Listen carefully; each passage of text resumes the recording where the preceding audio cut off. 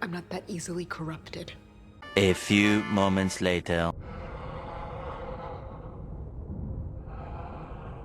The good news is we only have 2 episodes left. The bad news is we're still going to have to watch 2 episodes.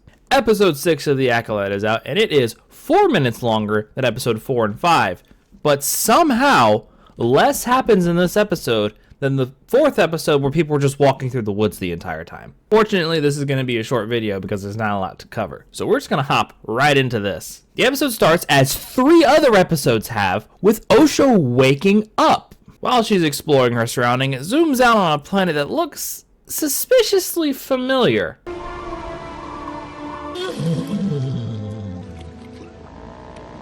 Stop making me remember The Last Jedi. What could this planet be, mind you? Well, I'm sure they're going to tell us because they have to tell us every single time what planet we go to.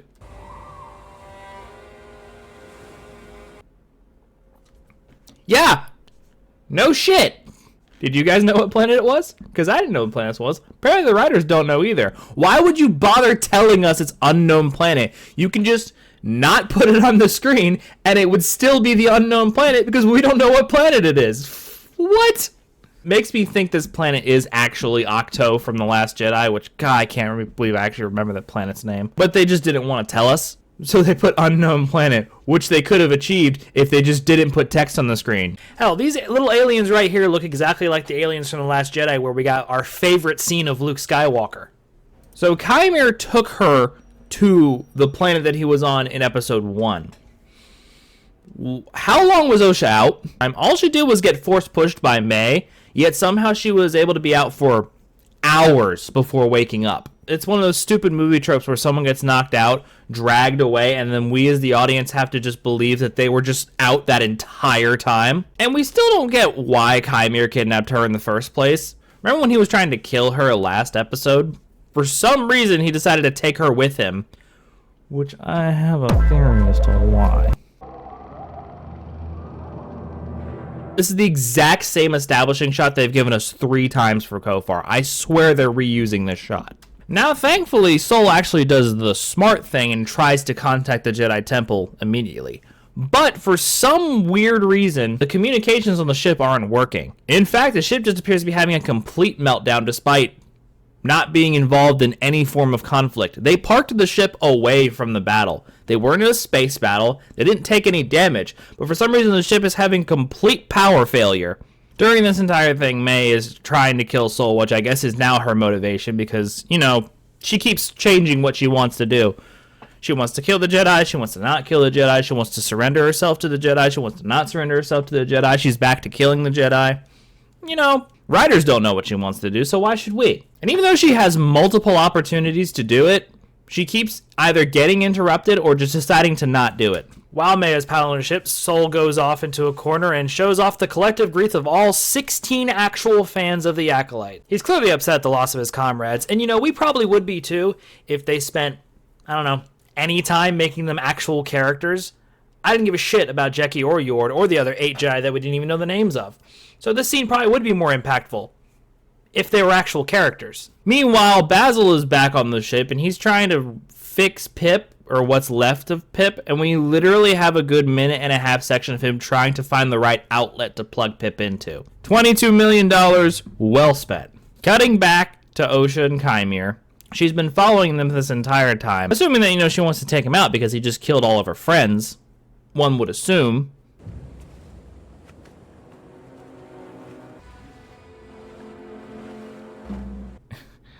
I keep trying to think of something like clever to say here. No, it's just him taking a bath. A very, very long, very expensive to shoot bath. Keep in mind, Star Wars is for kids, everyone. That's what they keep telling me. But, I mean, a grown man getting undressed in front of kids, that's just par for the course for Disney.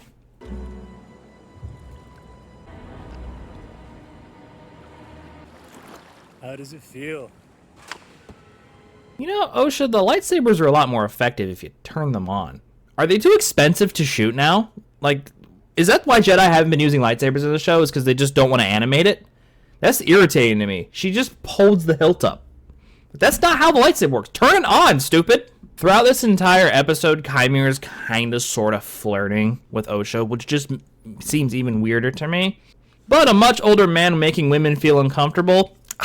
Leslie Headland's jam, right? What you know, am I right? If you're not gonna join me, I'd like to put my clothes back on. I'm wondering if it's honorable to kill me like this. And if you notice, very subtle movement, but just for a split second, Osha looks at his dick. I was doing that bit and I paused it right here, and it's just, oh, that's beautiful. Bath time with Qimir. All right. Man, this show's stupid. Now you're wondering how I can read your mind. I can't. Your anger betrays your thoughts. Right, because she looks really, really angry. She doesn't look the exact same facial expression she's had this entire show. They just have pointless conversation. I'm just going to skip through all of this. Is asking, did you kill Soul? Did you kill May? No, but it's fun, interesting you ask about Soul first. Blah, blah, blah. Boring dialogue. The show excels at it. We cut back to May and Soul, and the ship docks with, I'm going to assume, is a hyperdrive wing, not a ring. Hyperdrive wing of the ship. I guess that's what that is. Kind of bizarre that a ship that large doesn't have its own hyperdrive. I find that really weird.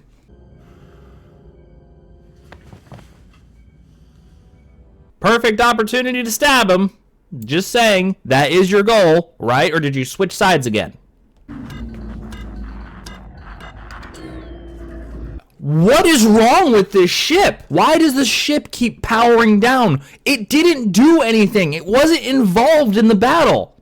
They just landed it on the planet and then left. Why is it all of a sudden not working? They haven't shown any indication that the ship is faulty to begin with. This is the first instance we're seeing of the ship being faulty. Why? Like, I could have believed it if May purposely sabotaged it, but she didn't. We didn't see her do that. I have to assume that's what happened because the writers are incompetent. Then cuts to Coruscant, where Jedi Master Nepotism Ro is talking to a senator. Rancourt has never been a friend of the Jedi. She is so bad. Like, I didn't read the High Republic comics. I'm going to assume that Vernestra Ro isn't a block of wood character, but the way that Leslie Headland's wife portrays her is so awful. So she finds out the entire team is dead, and her reaction is so emotive. Sounded like the entire team. Or not emotive at all. There's either two things. She's either the evil one, which I find it hard to believe they would make the main character in the High Republic series be the evil one, or her acting is just that bad. Because the way she reacts to everything, it's like she's the evil one. But I can't tell if it's supposed to be that way, or if it's just her really bad acting. Cutting back to Osha and Qimir. Speak as if you were a Jedi. I was, long time ago. I've never heard of you. It was a really long time ago. Alright, this is where we're going to go off on a tangent here. That line right there just implies that he's much older than he appears to be. So I guess he's just immortal? Cool. I wonder how he pulled that off. Man, how did other people do that in lore? Oh, what's right, you have Darth Vitiate, who essentially ate an entire planet and turned it into a Force dead zone. That's one way to achieve immortality. How did this guy do it? I guess he is a Sith Lord. He just, got immortality. No big deal. God, I hate this show. I'd start swimming if you want to make it to the ship before sundown. So he parks his ship away to a point where you can't get to it unless you swim or the tide goes out. That's just poor planning. So while May's running through the ship, Basil decides to confront her. Instead of, telling Soul that she's an imposter because he clearly knows that she's the imposter, he decides to attack her himself. But before he does that, he does a Fortnite emote. Why? And then Pip decides to spray her in the face. And for the first time in this entire show, we get an ounce of emotion out of Amanda Stenberg. Bravo. Bravo. 6 episodes in, she finally learned how to make a fucking facial expression. What if I reset you to factory settings? Now see, that's a non-Star Wars fan way of saying memory wipe. So the reason droids are different from regular machines is because they're basically autonomous, they can function on their own, they have large circuitry. Pip apparently has all of his logic circuits and wiring in what is essentially the size of a tube of toothpaste, and she could just reset it. What's the point of his body then? What does the body do? We've only ever seen the head do anything. What did you mean by strength in the Force? Exactly that. Oh my god. It's just boring dialogue. Oh my god. I can't believe we're 6 episodes in and we're still being subjected to 5-minute long sections of exposition. Holy shit. You murdered my friends. I killed Jedi. She talks about him killing Yord and Jackie, which, I really would feel for her if they decided to spend any time building up those characters, because when they died, I didn't give a shit, and I still don't give a shit. In fact, the only character who apparently gives a shit is Sol. Osha clearly doesn't care because she's just brushing it off and not killing him. Aren't you forgetting something? You stayed here to do something. Do it. A Jedi doesn't attack the unarmed. Oh my god, every time they say it, it just gets dumber. Jedi don't attack the defenseless. It doesn't matter that he's unarmed. He's just killed a bunch of people. And also, you're not a Jedi! As has been made painfully obvious this entire show, you're not a Jedi. I left Why? because I chose to. Are you sure about that? Let me go. Oh my god, I really, really wish they would tell us any motivation of any character. Why? Because I chose to. Why? I'm not going to say. I wish that the show would spend any portion of these long, drawn-out sections to give us any form of motivation for any of these characters. None of them have any motivation that you can clearly define. Why did Osha leave the Jedi Order? Because she chose to. Why? We're not going to go into why. Why does May want to just suddenly switch sides? No reason. My sister's alive, I guess, even though, I tried to kill her. Why is Yord so fixed on the rules? Don't know. Why is Jackie so mean to Yord? Don't know. We don't know anything about any character in this show, and it's a crime that these people have been allowed to write this shit. Why aren't you a Jedi, Osha? Because I failed! So that's it. That's the thing that sets her over the edge. Not the him killing her friends, who she just said was more family than anyone else. Not the fact that he kidnapped her. Not the fact that he keeps goading around. Not the fact that he's clearly fucking evil. It's because he pointed out her little flaw about why she's not a Jedi. That's what makes her turn. I lost everything. I don't know if you guys know this. When you're threatening someone with a weapon to their neck, usually you put the deadly part of their weapon to the neck. That way, if they move, they die. For some fucking weird reason, Osha is holding the hilt of the lightsaber towards his neck instead of the fucking blade. It's another pile of sand on the heap of bullshit that is the Acolyte. I'm starting to think she failed the Jedi Order because she doesn't know how a freaking lightsaber works. To be fair, they don't let you actually practice lightsabers until you're like 17, apparently. While I was doing this research for this section, because I wanted to see how old Jackie was while she was still training with wooden swords, I came across this part where, oh, good old Wikipedia here. Apparently she's at most 18 in the show. There is a chance she's 17 in the show. And they were just implying that there was like a little romance going on between Osha, who's 24, by the way, with Jackie. You killed Jackie. And where did you think that was going to go? You would have had the same relationship with her that you have with your master. One-sided. Who is at most 18. Not very subtle, Disney. Again, write what you know. So yeah, she just gives up. She gives up killing him. Obvious answer was obvious. She's going to end up being the evil one. May is going to end up becoming the good one, and we all saw it coming. I'm not that easily corrupted. Oh, thank God there's only 12 minutes left in this episode. Oh, they forgot to put a title card on it. Don't worry. Simple editing error. They only had 122 million. Don't worry. I'll fix it real quick.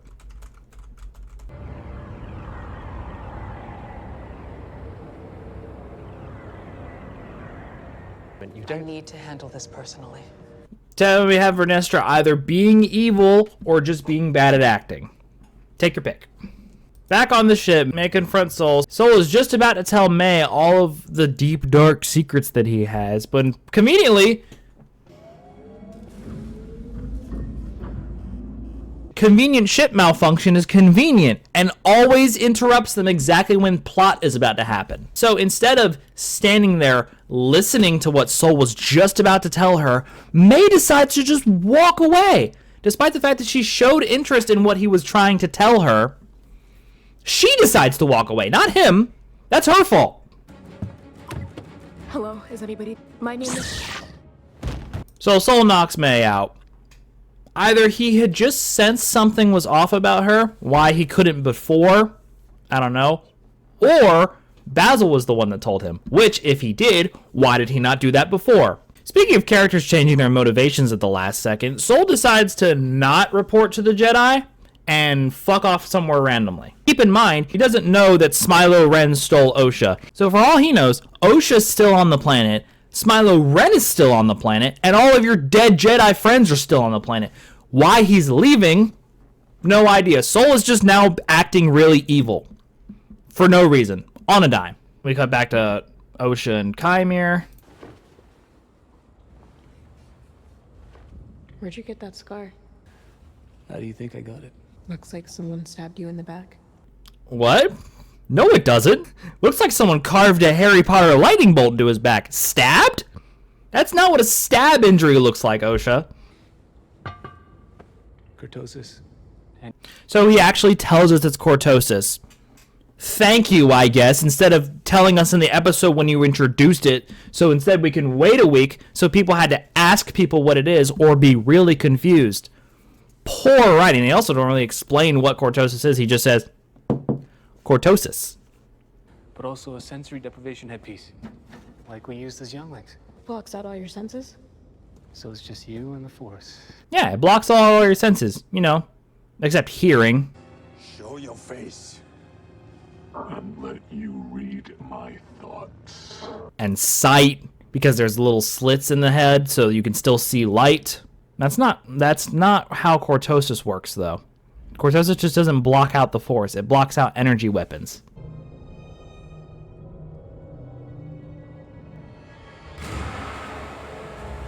Now, see, that's a stab injury.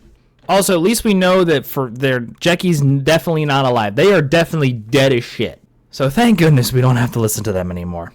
Also, remember when the last group of Jedi came to this planet and they did a tracker to find Kelnaka's hut? Turns out, you don't need that at all. You just need master nepotism here to lead you directly to the hut. So either A, she's just so much better in the Force than everyone else that she just sensed where everything was, or B, she knew where the hut is in the first place, which means she should have told them. Alright, we're getting the scene from the trailer. We're getting the lightsaber whip. Can you guys guess what she's going to use it on? She kills a bug.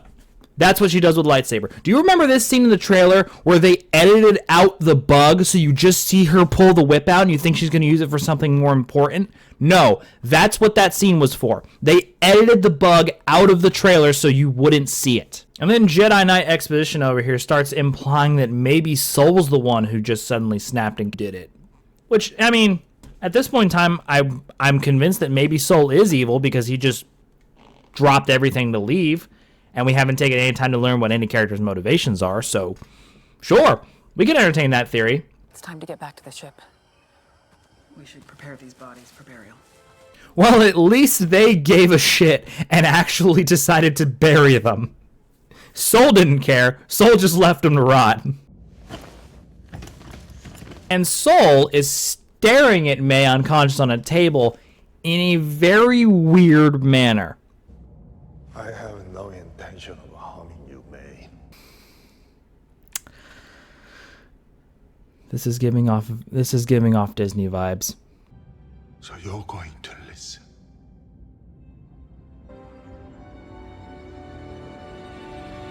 And I thought the episode was going to end there because it seemed like a good jump off point, but there's more.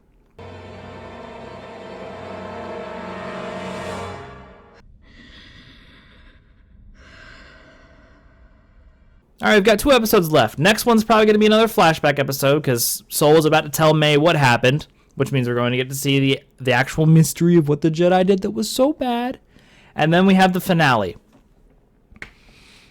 I can't wait for this to be over, but tell me what you guys think. Did I miss anything? I appreciate everyone who's been with me so far. This has been a very productive project on the channel. You guys have been awesome.